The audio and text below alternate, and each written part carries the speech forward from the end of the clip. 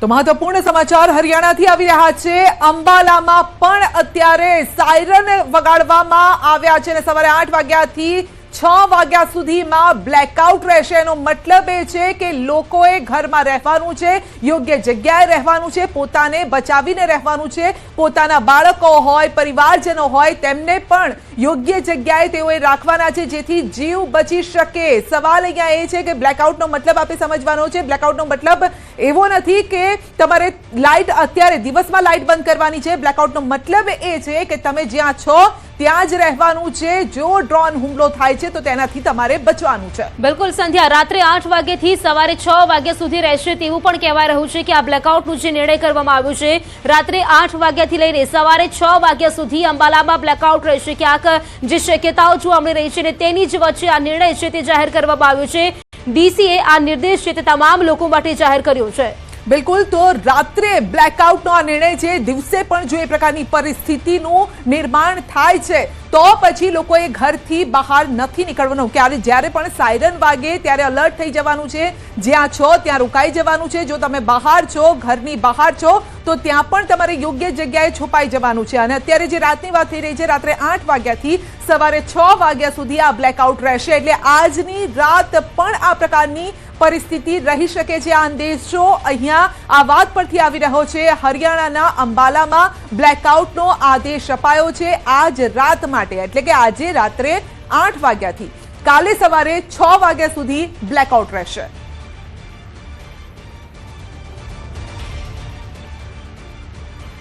તો ભારત પાકિસ્તાન યુદ્ધના જેવા માહોલ, તણાવની સ્થિતિમાં વાત કરીએ તો બનાસકાંઠાના સરહદી વિસ્તાર હોવાથી તંત્ર સજ્જ થઈ ગયું છે।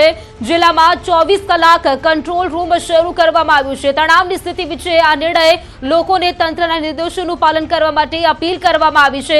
તણાવની સ્થિતિમાં રાજ્યના જે સરહદી વિસ્તારો છે તે સજ્જ થઈ ગયા છે અને સાથે જ અહીં વાત કરીએ તો સરહદી વિસ્તારો કે જ્યાં વધુ ક્યાંક ને ક્યાંક મુશ્કેલી રહી શકે છે તેવી જગ્યા પર સજ્જ જોવા મળી રહ્યું છે તંત્ર। સંધ્યા, બિલકુલ, અને 24 કલાક આ કંટ્રોલ રૂમ જે છે તે 24 કલાક ચાલુ રહેશે। કોઈ પણ પરિસ્થિતિ ક્યાંય પણ સીમાવર્તી જે વિસ્તારો છે, બનાસકાંઠા સરહદી વિસ્તારો છે તે એ પ્રકારના ગામડાઓ જ્યાં છે, સરહદી વિસ્તારમાં આવેલા ગામડાઓ છે, ત્યાં જો કોઈ પણ પ્રકારની પરિસ્થિતિનું નિર્માણ થાય છે તો તુરંત મદદ પહોંચાડી શકાય એ માટે આ કંટ્રોલ રૂમ પણ 24 કલાક કાર્યરત રાખવા માટે આદેશ કરાયા છે। તમામ બનાસકાંઠાના તાલુકાઓ છે તેના કંટ્રોલ રૂમ પણ કાર્યરત કરવામાં આવેલા છે અને તે કંટ્રોલ રૂમમાં જિલ્લા કંટ્રોલ રૂમ સતત સંપર્કમાં છે। કોઈ પણ અનિચ્છનીય બનાવ બને તો તે અન્વયે તાત્કાલિક વહીવટતંત્ર તરફથી કાર્યવાહી કરવામાં આવશે। તેમજ બનાસકાંઠાના સમગ્ર નાગરિકોને મારી નમ્ર વિનંતી અને અપીલ છે કે પોતે સતત સાવચેત રહે તેમજ સરકારશ્રી તરફથી અને વહીવટીતંત્ર તરફથી જે પણ માર્ગદર્શક સૂચનાઓ આપવામાં આવે તેનું પાલન કરવામાં આવે। તો વાત કરીએ ભુજના બાધાપુર પહોંચી છે ન્યૂઝ 18ની ટીમ। ન્યૂઝ 18ની સાથે ભુજની વીરાંગનાઓ 1971ના યુદ્ધમાં ભજવી હતી મોટી ભૂમિકા। ભુજમાં રનવે બનાવવામાં મદદ કરી હતી। બિલકુલ, જે ભારત પાકિસ્તાનનું યુદ્ધ થયું હતું 1971માં, તે સમયે જ્યારે પાકિસ્તાન તરફથી હુમલો કરવામાં આવતો હતો અને હુમલામાં જે રસ્તાઓ ધ્વસ્ત થઈ ગયા હતા, રસ્તામાં મસ્ત મોટા ખાડા પડી ગયા હતા, એ ખાડાને પૂરી અને એ રસ્તો બનાવ્યો હતો આ વીરાંગનાઓએ, જે અત્યારે ભલે આ વૃદ્ધ થયા હોય પરંતુ તેમનો જુસ્સો આજે પણ હું કહી શકું છું કે એટલો જ જોશમાં અત્યારે આ વીરાંગનાઓ અત્યારે પણ હશે ને અત્યારે પણ જો કદાચ તેમને કહેવામાં આવે કે ભારતને આપના સહયોગની જરૂર છે, એ સમયે કઈ સ્ટ્રેટેજીથી તમે કામ કર્યું હતું તે પણ કદાચ તેઓ કરવા માટે તૈયાર હશે। તો આપણી સાથે ગૌતમ આપણી સાથે જોડાયા છે, આ વીરાંગનાઓ સાથે તેઓ વાતચીત પણ કરશે અને ગૌતમ પાસેથી જ આપણે વધુ માહિતી મેળવવાનો પ્રયત્ન કરીશું, કારણ કે ગૌતમ એ સમયનો એ સમય હતો એ અઘરો હતો। અત્યારનો સમય પણ આમ જોવા જઈએ તો અઘરો છે, જો કે સેનાએ મોરચો સંભાળ્યો છે। વીરાંગનાઓએ કઈ રીતે કામ કર્યું હતું એ સમયે અને હાલ તેમનું શું કહેવું છે?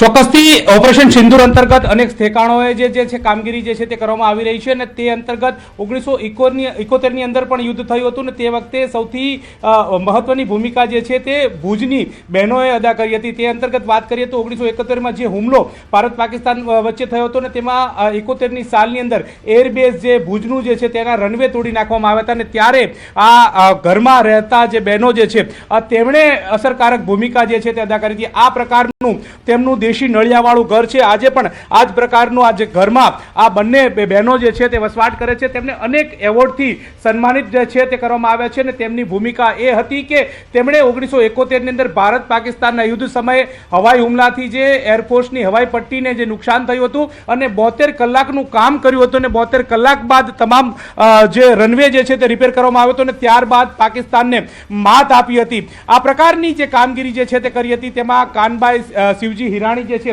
તેમણે આ પ્રકારની કામગીરી કરી હતી. આપણી સાથે અત્યારે હાલ મોજૂદ જે છે તદુપરાંત તેમની સાથે બીજા બેન જે છે તે પણ અત્યારે હાલ જોવા મળી રહ્યા છે. આ બંને બહેનો જે છે તે આજે પણ આ જુસ્સા સાથે જ વાત કરી રહ્યા છે. તેમનું કહેવું છે કે ગમે તે ક્ષણ હોય, ગમે તે પળ હોય, અમે આ કામગીરી કરવા માટે તૈયાર છીએ.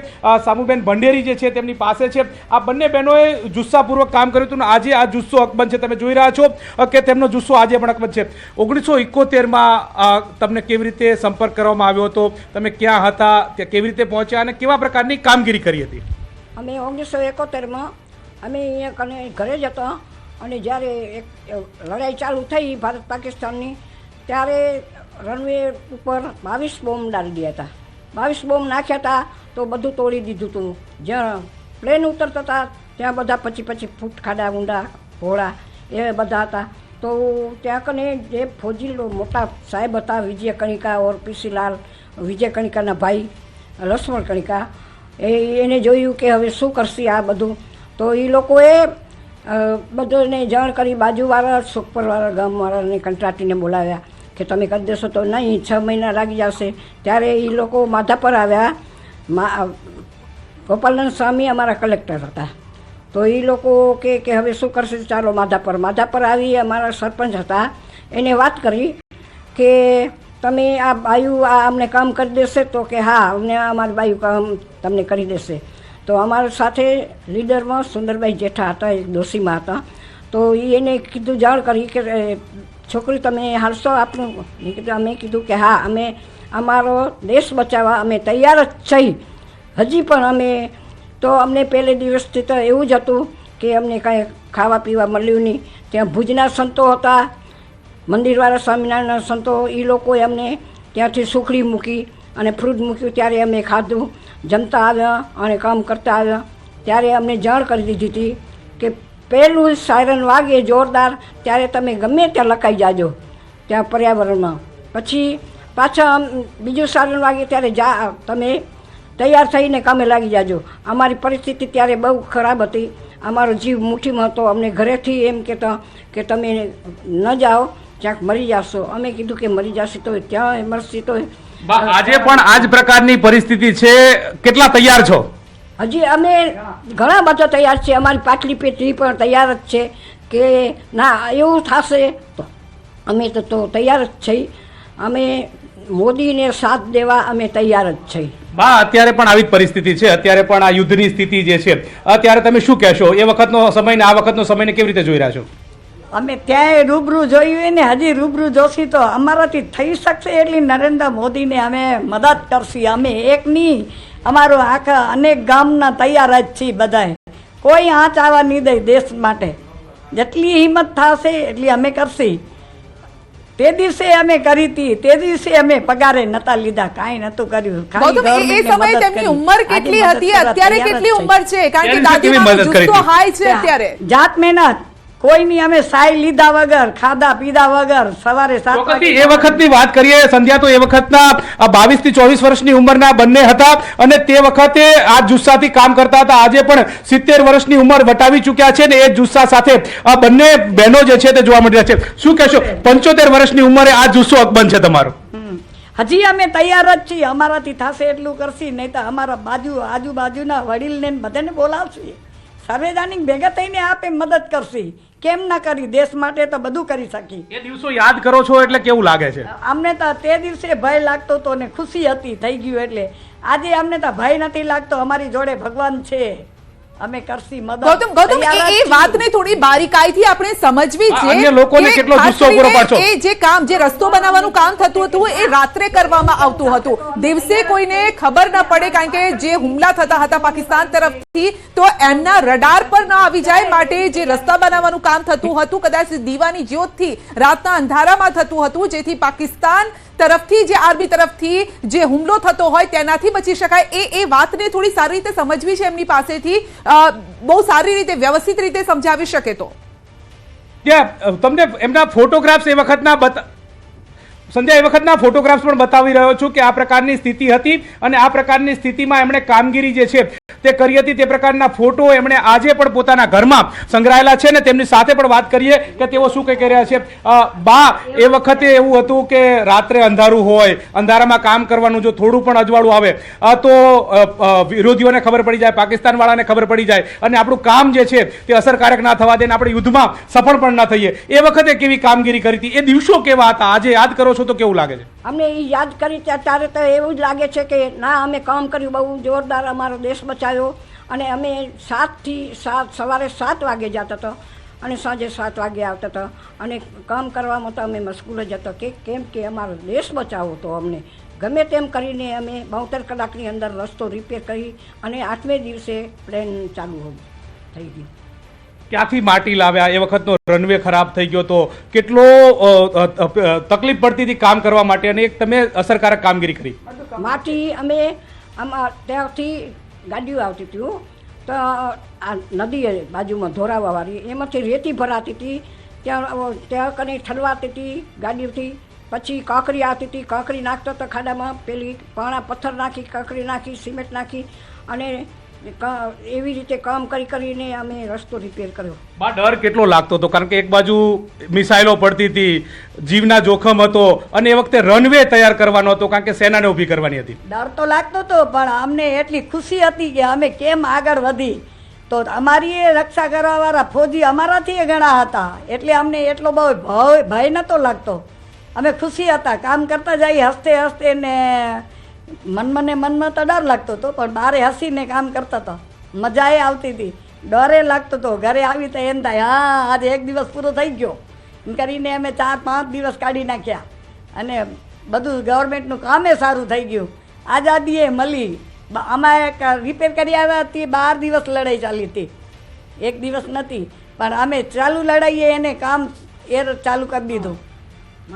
એ દિવસો યાદ કરો છો એટલે કેવું લાગે છે? અરે તે દિવસે અમને ભય લાગેલો, અત્યારે હજી કે ક્યાંય બોમ્બ આવીને પડશે તો કરશી શું, પણ અમને જીગર છે, અમે હાલશી બધાય. એકવાર મરવું પણ હાલશી બધાય છે. આપણે એમ કહી ભગવાન આપણી સાથ છે, ભગવાન જો કરશે તો લડાઈ થશે જ નહીં અને થશે તો અમે તૈયાર જ છીએ. અત્યારે પણ આવી પરિસ્થિતિ છે, અત્યારે શું કરશો? અત્યારે અમે જો એ મદદ કરશી, અમારાથી જી થશે. એ જેને ભય આવે એને અમારી આગળ આવે, અમે ચાલશે. આમાં માધા પર તૈયાર જ છે, ના પાછળ રે, અમે પાછી નહીં કરી. આ મહિલા શક્તિને સલામ છે. આ એ મહિલા શક્તિ છે ભારતની, ગુજરાતની, કે જે સરહદ પર જઈને લડી જાણે છે, સરહદ પર જઈને ભલે હાથમાં હથિયાર નથી પરંતુ એ કામ કરીને જાણે છે કે અમે છીએ, અમે દેશને બચાવવા માટે ગમે તે કરી શકીએ છીએ. અને 75 વર્ષની ઉંમરે પણ જો આ કહી શકતા હોય તો દેશના જે પણ નાગરિકો છે તેમને પણ ગર્વ થતો હશે કે આ ગુજરાતની મહિલાઓએ કયું પાણી પીધું છે કે આ રીતે તેઓ વાતચીત કરી શકે છે. દુશ્મને પણ સાંભળવી જોઈએ આ વાતચીત. તો ગૌતમ આપણી સાથે જોડાયેલા હતા અને તેઓ આ વિરાંગનાઓ સાથે વાતચીત કરી રહ્યા હતા. તેમની સાથે જ્યારે આ વાતચીત કરી ત્યારે કદાચ જે શબ્દો તમે સાંભળો તો તમારા પણ રૂવાડા ઊભા થઈ જાય અને કદાચ મનમાં પણ સવાલ થઈ જાય કે ગુજરાતની જે આ મહિલાઓ છે, કચ્છની આ મહિલાઓ જે છે તેમણે કેવું પાણી પીધું છે કે અત્યારે 75 વર્ષની ઉંમરે પણ તેઓ કહી રહ્યા છે કે દુશ્મન દેશ સામે અમે અત્યારે પણ લડવા માટે તૈયાર છીએ.